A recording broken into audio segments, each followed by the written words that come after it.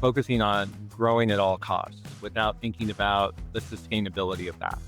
That's been the biggest mistake, because if we think about all the things that that leads to, which could potentially, worst case scenario would be bankruptcy. Best case scenario is you're not bringing in money for yourself. Yeah. I think that it's really that balance and making sure that you have the processes in place. You're listening to Home Care Hindsight, the podcast where we talk with home care leaders about the big mistakes they've made and the even bigger lessons they've learned along the way. I'm David Knack, head of sales here at Zengage, and I've built a career on the idea that we learn a whole lot more from our mistakes than from our successes, which is great because I've made a lot of mistakes. I've gotten to know some of the leaders in this industry who've built amazing businesses and are super well respected. So I thought it'd be fun, instead of asking them about the great things they've accomplished, to have them tell the story of one of the biggest mistakes that they've made and how that mistake changed their thinking and the way they run their business.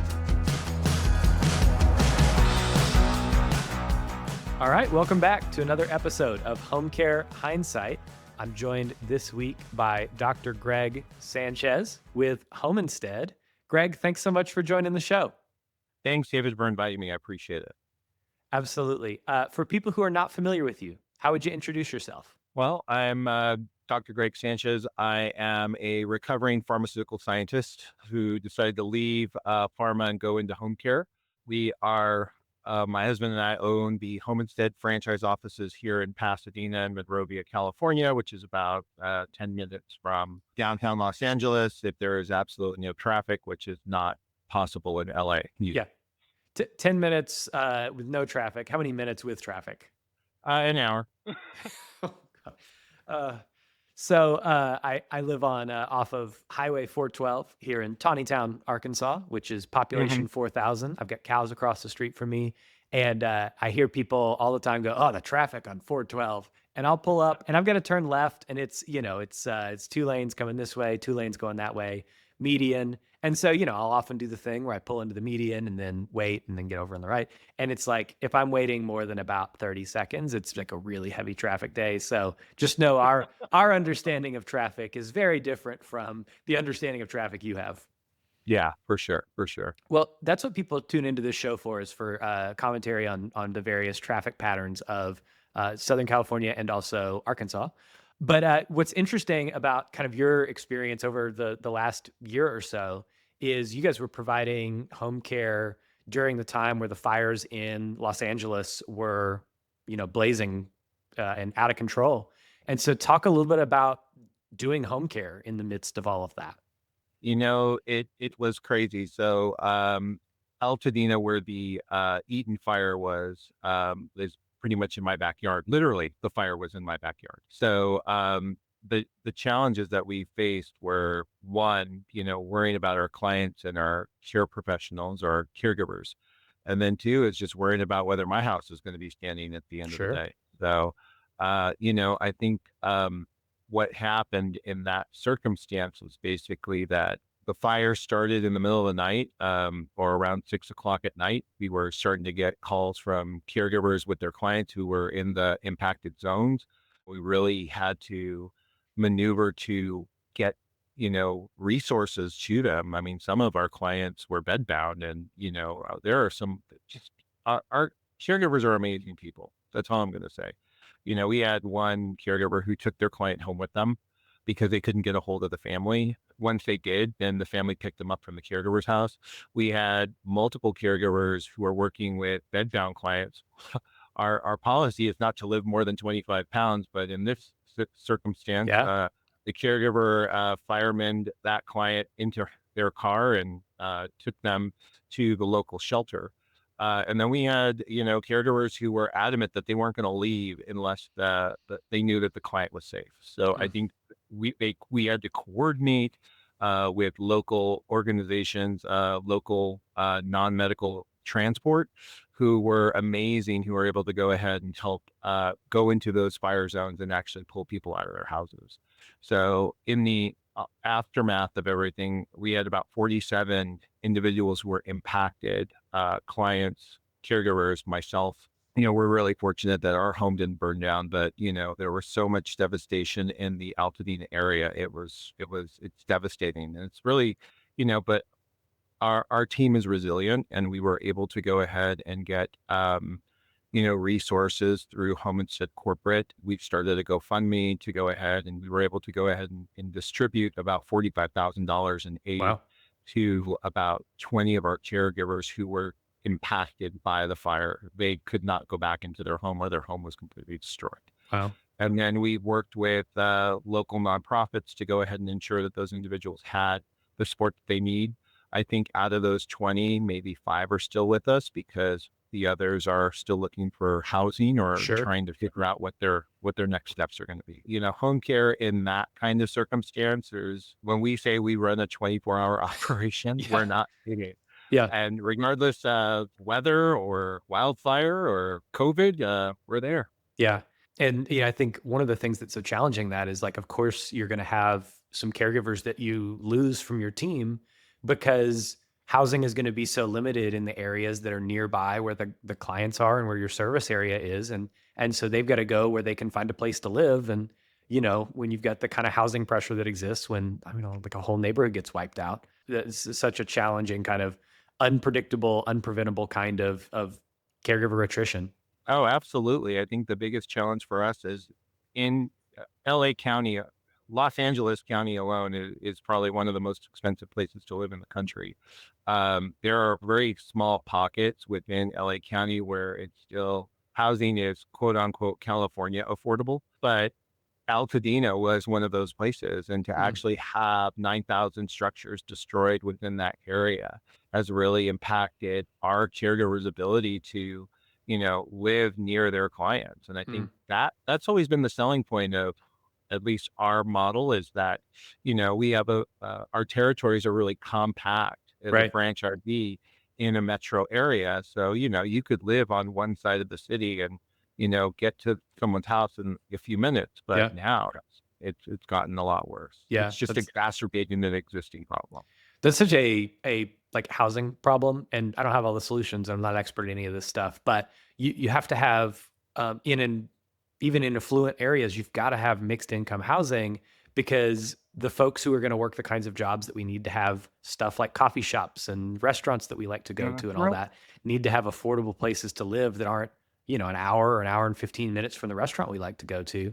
And that's one of the things that's so challenging when you have a lack of affordable housing is, well, who's going to take the kinds of jobs that are, not making great money, but you can make a livable wage as long as some of the things you need, like a place to live, are also, equivalent or on a scale that makes sense for somebody. So really challenging and, Yeah, for sure. I think that's been one of the biggest when we look at, care pro acquisition, yeah, it's really about the barriers to hire in which are out of the control of the home care agency, which is basically housing, transportation, and childcare. yep, So you mess with any of those, it's just going to make the problem worse. yep.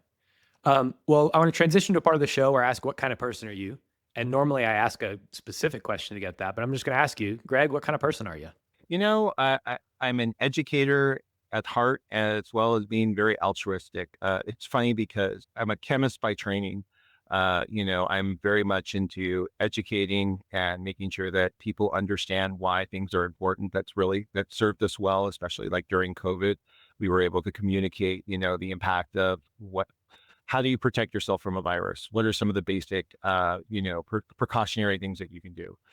So that really worked out well, but the altruistic side really kind of messes me up because, if there's a client who's like, I'd really like to be, I really need the service. I just can't afford it. I would be the one who's like, okay, well, let me bring my rate down to help you out or basically offer like a ton of training because our care pros really need that additional training. It's like, okay, yeah, so let's go ahead and give people 40 hours of training up front. Who cares? Yeah. Yeah.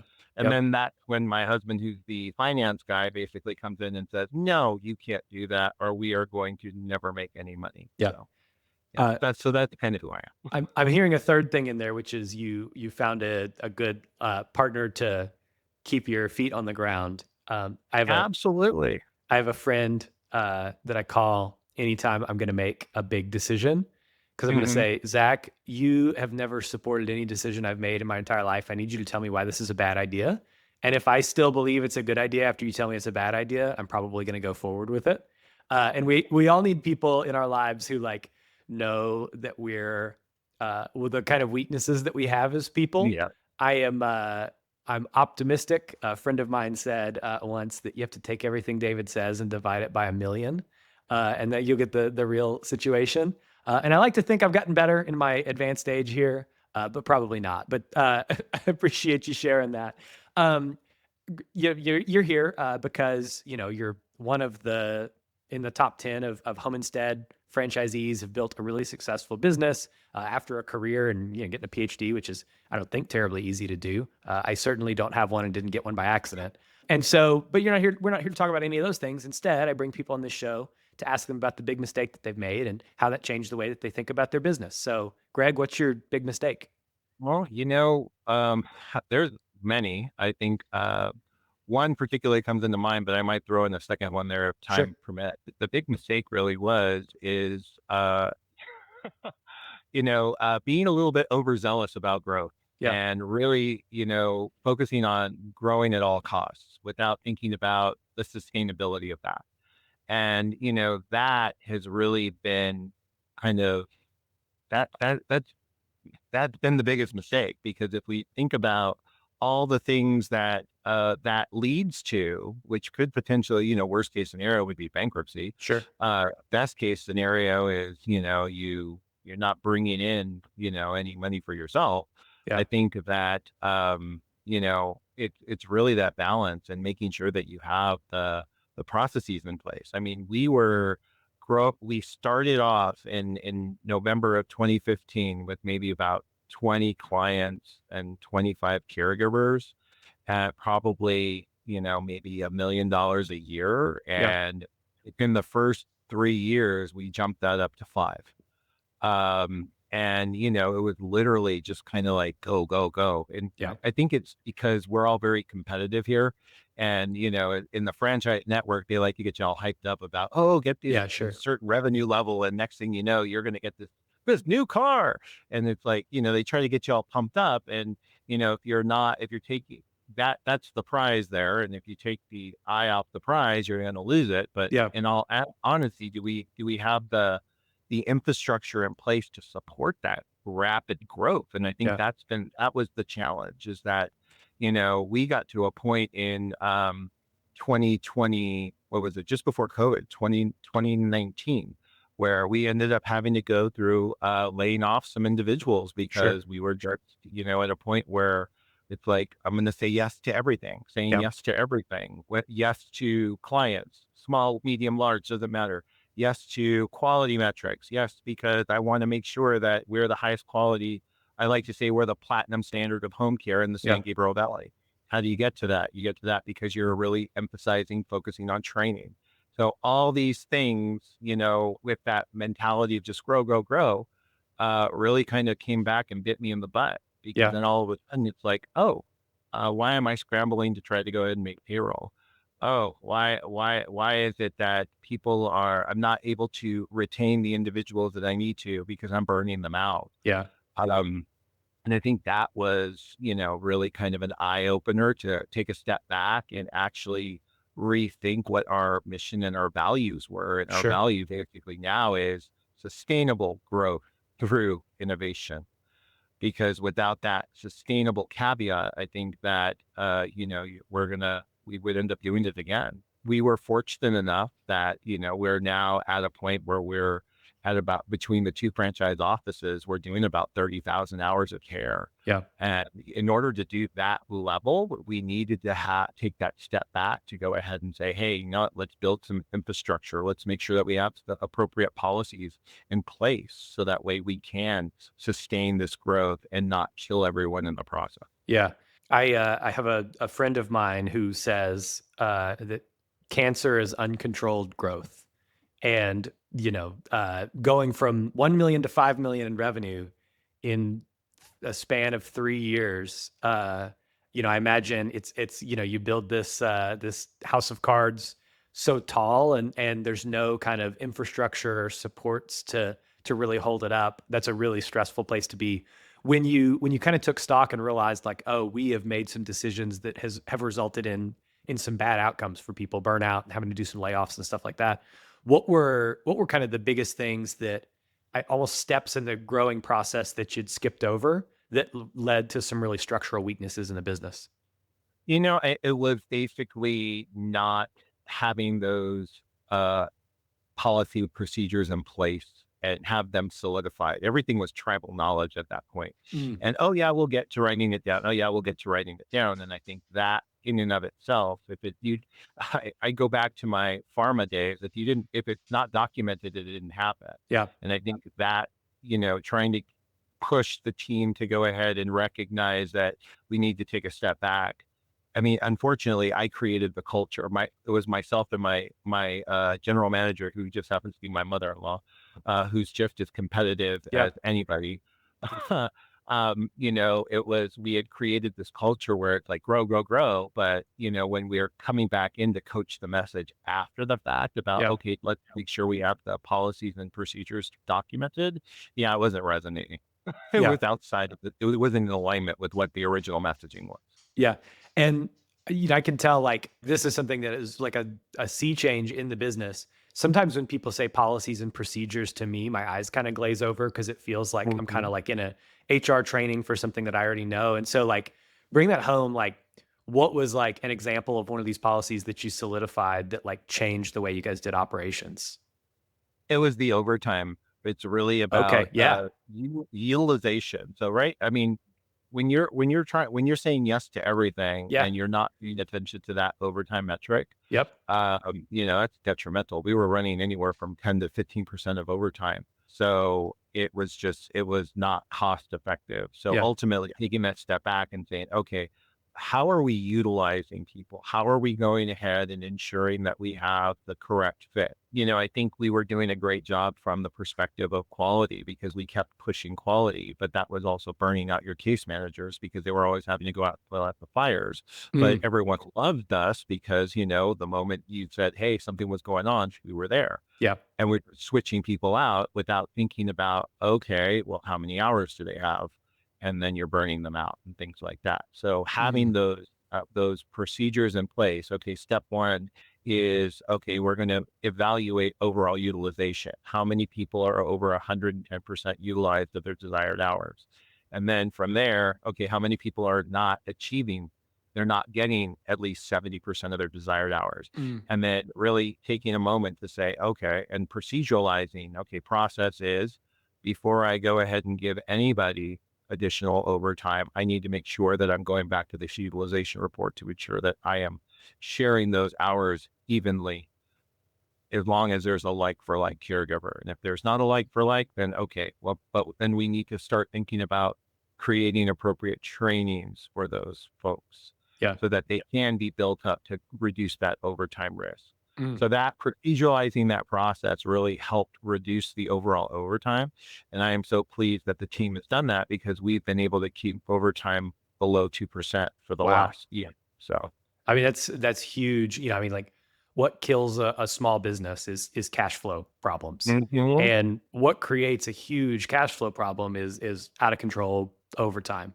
Because you run into a place where you may still be making like gross profit on the shift, but the margin is not there to support all the different kinds of overhead that are in the business. So uh absolutely. great example of, and I think too, like I have to imagine that creating that sense of like, okay, this is the reason that we're doing this in the way that we are. Like we've got to make sure that we're not burning our caregivers out by overutilizing them, that it's not getting unaffordable for the business. But also we've got to make sure that those caregivers who are not the squeaky wheel and aren't calling in and saying, I don't have enough hours, that we're not neglecting them to the extent that they go somewhere else. And so like that's baked in, I have to imagine made a huge impact on morale and culture and retention and all that stuff, in Oh, addition to fixing the books. absolutely. And I think it also went ahead and made the schedulers' lives a lot easier because they're not scrambling constantly to go ahead and address these things. Yeah. Really focusing on proceduralizing the operations of Yeah. scheduling have really been help help us to go ahead and reduce that risk. I mean, I was we when we first started, we were going through schedulers like every few months. Ugh. And it was just Yeah. that was not the job. No one wanted that job. Yep. And then And I'm one of those people that I need to get my hands dirty to understand what's really going on. So when I was Mhm. in their scheduling and dealing with on call and my general manager was doing the same thing, we're like, okay, we got to fix this. This is Yeah. crazy. But I Um, think ultimately that was a positive thing out of that. I've really been like digging in the weeds of the scheduler role lately because it strikes me as this is like the nexus or the control point for the whole business. I mean, it's like an interconnected nervous system of everything feeds back to the scheduler.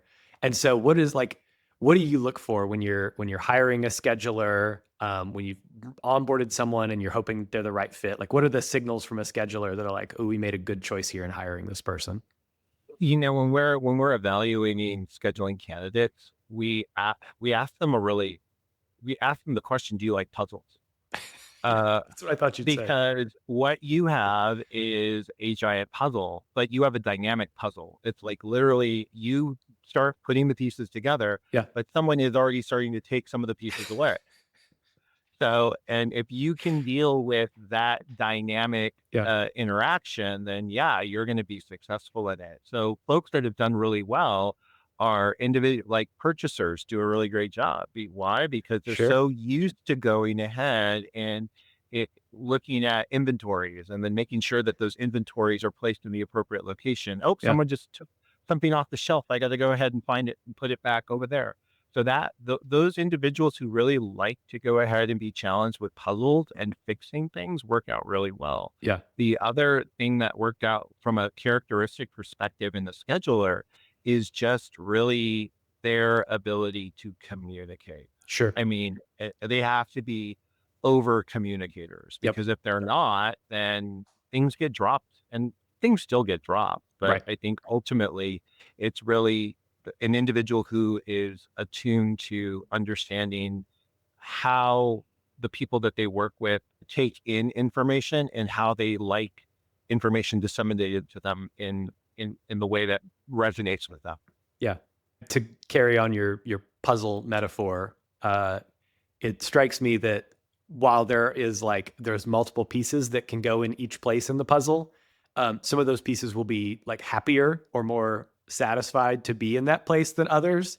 And if you put the right piece in the right place, but they don't the fit, the feel isn't right, like it's still the Mhm. wrong piece, even though it technically fits. I mean, these are puzzle pieces with feelings. Doesn't fit. Yeah, Yeah. exactly. Yeah, yeah. I also hear people say that's a great scheduler is a good salesperson. Yeah, I would agree with that. I think that ultimately that's where the communication aspect comes in because they are able to go ahead and navigate those conversations. Yeah. I'm trying to get away. We're trying to get folks away from the.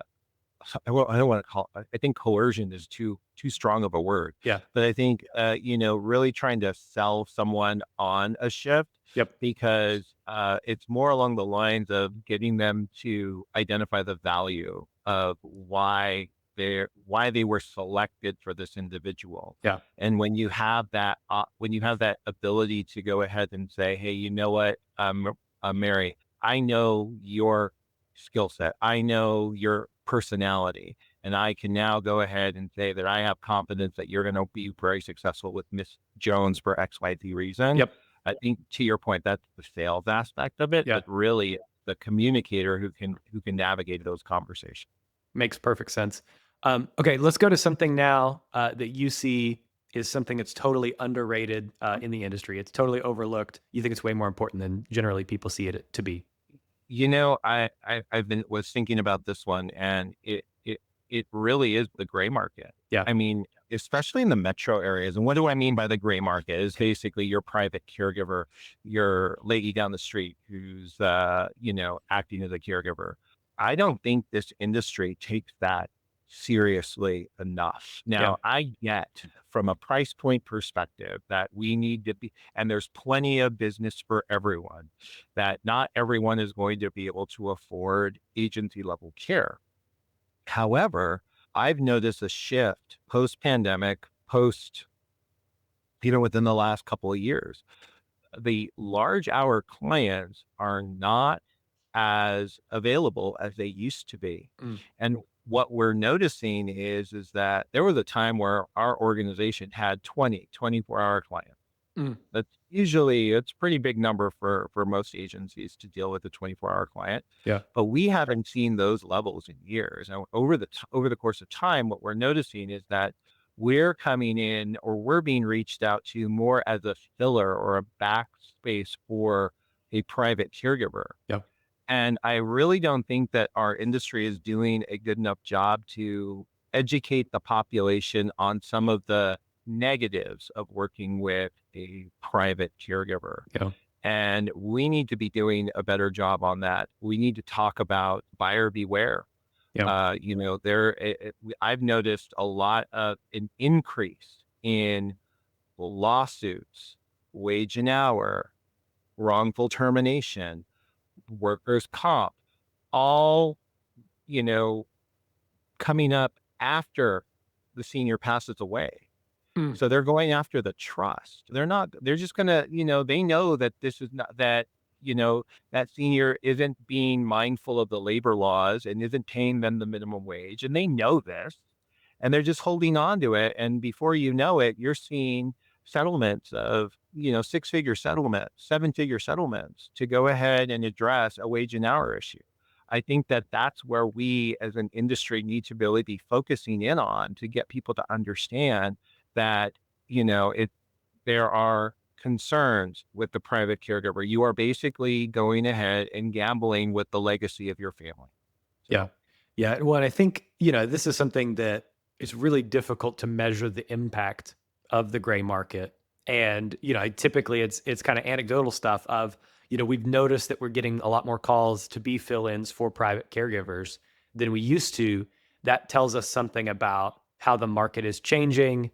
The question is, I think to your point, like what are the risks associated with getting a less expensive alternative to an agency?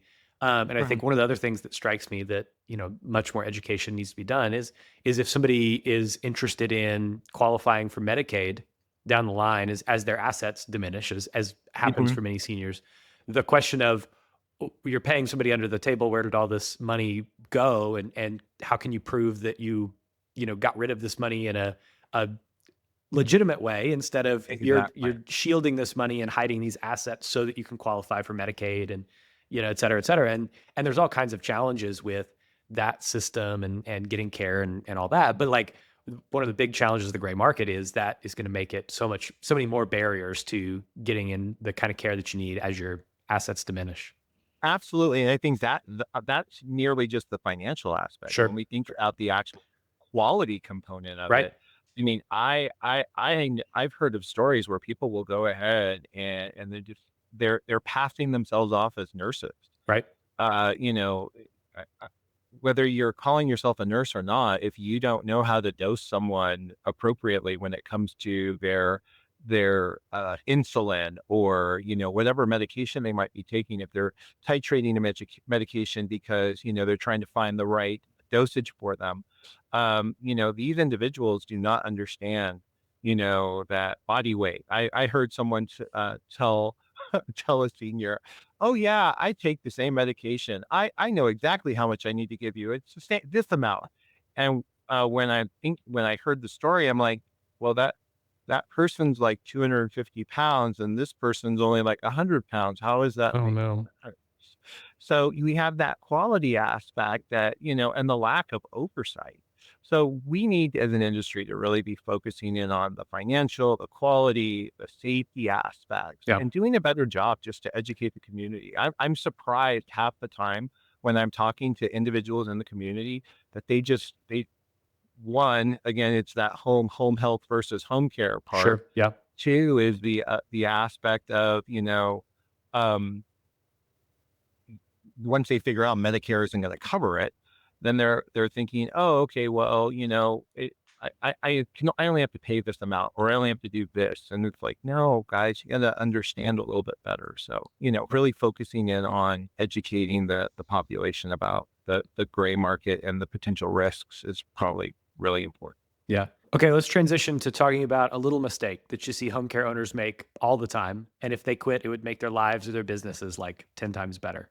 I really think it goes back to we are not we think we're communicating effectively, but we're not. Mm, I think it's really about trust but verify. yeah. I hear a lot of home care owners who, oh yeah, my team understands what I need. My team understands what the expectations are from XYZ or from a compliance perspective. And if if you're making that assumption that you've effectively communicated that, but when you don't go back to verify and realize, oh my God, what do you mean you haven't been paying overtime correctly? Or oh my God, what do you mean you haven't been doing that? So making sure that just because we think that we've effectively communicated a message, Mm, we need to come circle back around and just kind of double check that yeah. one, that we verified that it's happened the way we want, and two, that we're actually ensuring that we are conveying the desired outcome in a way that they're understanding and Mm, making sure that we're realigning every once in a while. I think most people just say, go do it, and then yep. think it's going to get done the way they want. Yeah. I think, I mean, this is something that often comes up, and it's something that I deal with in my role because I'm kind of a control freak and a little bit of a micromanager inside my heart. And it's, this pendulum swing of I've held so tightly to this task that I feel is my responsibility and I'm the only person I trust to do it. And then I finally get up the courage to delegate it elsewhere and I push it away as far as possible from me. And then I check back in later, assuming that I've communicated effectively, that this is how things are supposed to be done. And I find out that it's not being executed in the way that I expect for it to. And maybe it's just a preference thing and I'm, an a-hole, Mhm. or it's like actual risk and we need to change it or else there's going to be bad impacts on the business. But regardless, there's this balance of, okay, how do we delegate the tasks so that we're not totally bogged down and tied into every part of the business? But how do we also keep in touch with and develop the kind of trust and expectations and alignment on what needs to happen so that we don't come back to see the task and realize, oh my gosh, overtime hasn't been paid properly in 6 months. Yeah, I mean, it was funny. I was talking to one of my I had a conversation with one of my salespeople about this, and really trying to. It was when were implementing Salesforce and Sure. trying to get her to understand buy-in, and I was trying to get her to get to really make sure that she was effectively communicating what was the desired outcome. So Yeah. I asked her, tell me something. This was probably a loaded question. Tell me something that your husband does that you don't like. So she's like, you know what? He does.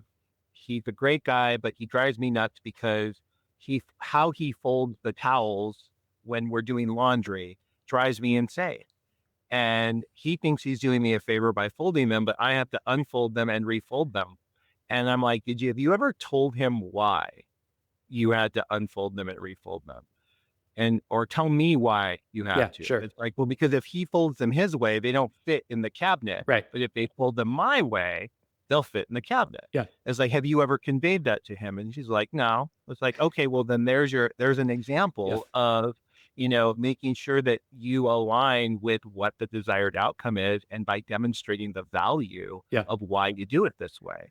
So you want to keep the cabinet door from not closing completely, fold them your way. But Yeah. if you fold them this way, the door will close completely.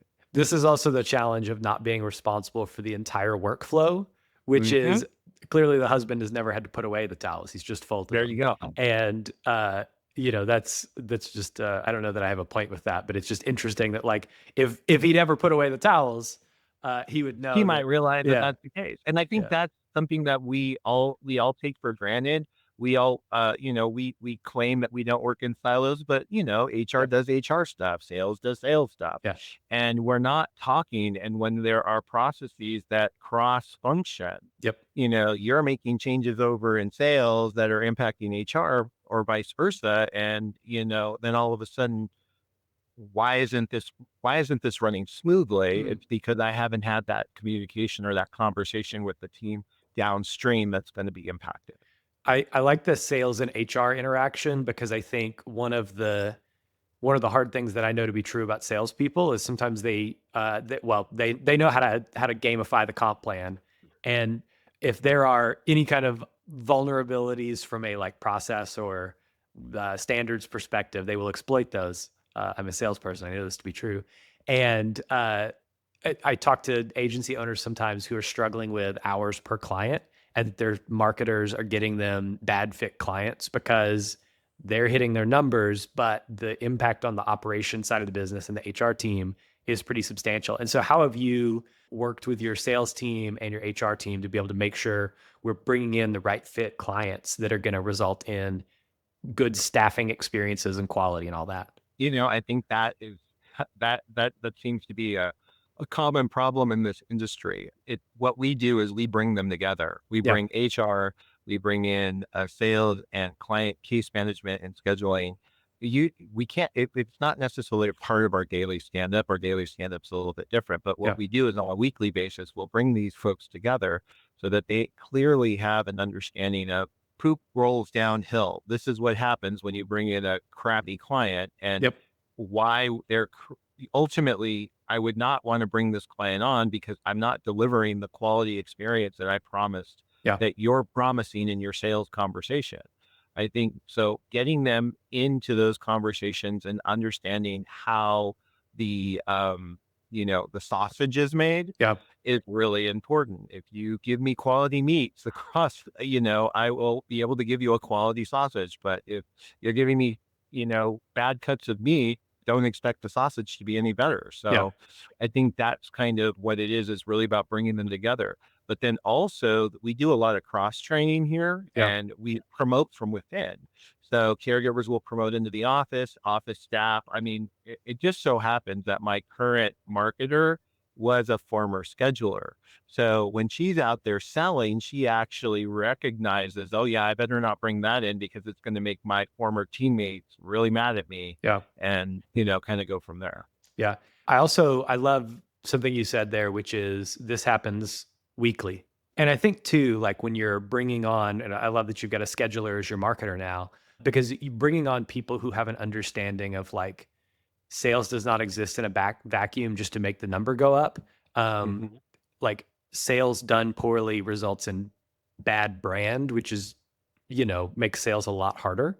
And Mhm. so somebody who's got a commitment to, I want to make sure the sales I'm bringing in are the right kind of sales, and understanding that, not all salespeople know that there are bad sales to bring in. And so I think, making sure you've got the people in the right seats, and that you're qualifying not just for can you close the deals, son, but also can you qualify and make sure that we're bringing the right people. Oh, absolutely. Because back in the day when we were going through that big mistake series, Yeah, we were just bringing everybody in sure. and then wondering, okay, well, why are caregivers getting injured? Well, you're bringing in higher acuity clients. Some of them we can totally manage, but if they're 300 pounds and you're expecting me to send a 5'1" caregiver who's like 100 pounds, how are they going to be able to navigate that? Yeah, So it's really getting them to really sit in or being in each other's shoes so yeah, that they definitely understand. Yeah, that's always been a fun conversation. yeah. Well, we have talked about a lot of mistakes that you and other people have made, but I like to end every episode on a high note. So, what's something that's happened lately in your business you're proud of?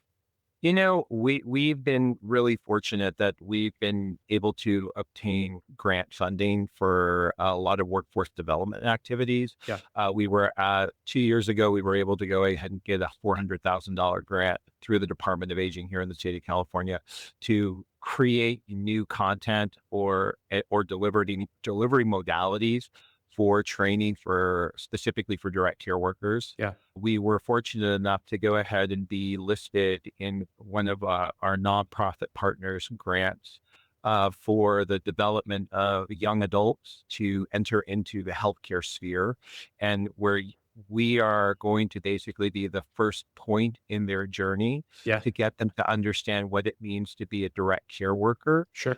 So we are able to go ahead and get funding for their first 200 hours of work. Wow. We get their training covered. They're going to actually have a mentor. So yeah, it's been really exciting to work and to identify these resources because at the end of the day, our home care is amazing, but we're not going to be able to go ahead and move the needle with just increasing rates on our clients who are Right. already strapped to begin with. Sure. So we need to start thinking outside of the box from external funding sources. So that way we can go ahead and still support the development of our caregivers into the career fields that they really want to be in. Some folks want to be caregivers. That's totally great. And I'm here for them. But I'm also going to be here for those that want to be doctors Yeah. or want to be go into different career paths. And by offering these types of workforce growth opportunities, I think it really sets us apart. Right. And it's really, the extra funding doesn't hurt either. So Yeah. I think the grants thing is really interesting because that's something that I would guess, I don't know, 95% of home care agencies are not really involved in and taking advantage of. And so if somebody was thinking, I wonder if there are grant opportunities in my area and how might I get those? Where's the first place they should go and what's like the quickest pathway to having success with grants? the first place to go, especially as an employer, is to your unemployment office. So the state of California has put a lot of money into workforce redevelopment programs Mm, where, they're providing job training opportunities for folks that have become unemployed. So surprisingly enough, I did not even know that these existed 4 years ago. And next thing you know, we're we're basically bringing on for every new employee who is eligible, we're able to provide them with a $300 sign-on bonus in addition to having additional funding to support their training through these grants, yeah. through the unemployment office. Wow. So check your unemployment office first. You can always go to you can always look at grants online. Um, it's funny that we as an industry where we are classified, it's entry level basically when we Sure. think about it from the direct care perspective. Yeah. And there is tons of funding out there. Leading Age has it, there's lots of different opportunities for us to go ahead and take advantage of. And you don't have to have a PhD to go ahead and get grant Sure. funding. You just need to be someone who has a desire to go ahead and figure out how you're going to incorporate these funds to better the organization and better the quality metrics for our clients and for the caregivers. It also sounds like having good nonprofit partners in your ecosystem is a really good way to kind of hang on to their coattails and access the grant funding as a part of a Ab- project with them. oh, absolutely, because there are very rarely do you see for profits actually going ahead and getting access to grant funding. So coordinating with your nonprofit partners in your community, they're great referral providers in some situations, but this is more of a synergistic relationship with them. So that way you can go ahead and get access to the funds that wouldn't necessarily be available to you as a private, company. Yeah. Well, good. Well, before we get out of here, what would you like to plug? I am the chair of the Southern California Home Care Association chapter, and and I'm also on the national subcommittee for uh, the education subcommittee, excuse me.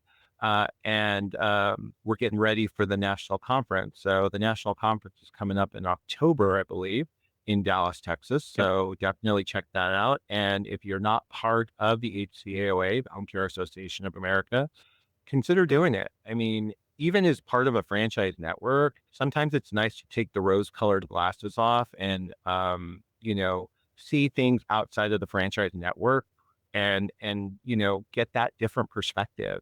There's lots of different folks in the Home Care Association, whether they be franchisees or, private private home care companies.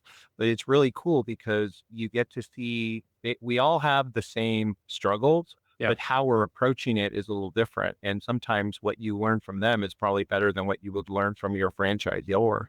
So Yeah. Well, Greg, thank you so much for coming on the show today. I had a really great time. thanks.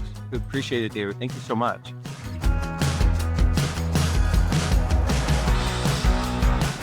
On behalf of the team here at Zengage, thanks for listening to the show. We'll be back next week with another episode, so be sure to subscribe wherever you listen to podcasts on Spotify or Apple or YouTube. Leave us a rating while you're there. It helps other people find the show. If you have comments on the show, drop me a line, david@zengage.com. Would love to hear from you, chat with you there.